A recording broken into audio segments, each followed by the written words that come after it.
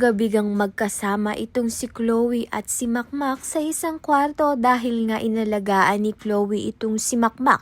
Naging bad influence nga itong si Lance sa kanya dahil sinama nga ni Lance itong si Makmak sa isang bar at pinainom ng maraming alak hanggang sa malasing nga itong si Makmak. Kaya naman nga't knockout si Makmak, dinala nga itong si Makmak sa mansyon ng mga Olivares at doon na nga natulog.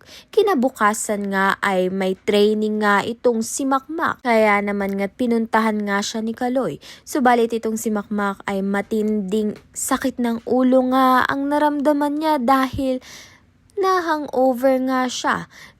Ngunit gayon pa man ay nag-training pa rin nga itong si Makmak. Mabuti na nga lang ay pumunta nga itong si Nonoy upang kamustahin nga ang anak niya dahil hindi nga ito umuwi ng gabi. Nag-aalala rin nga itong si Nadia kay Makmak kaya naman nga tinawagan nga niya ito. Subalit si Chloe nga ang nakasagot dahil plakda nga itong si Makmak. Kaya naman nga yan at iba pa ang dapat nating pakaabangan. Maraming salamat sa iyong panonood.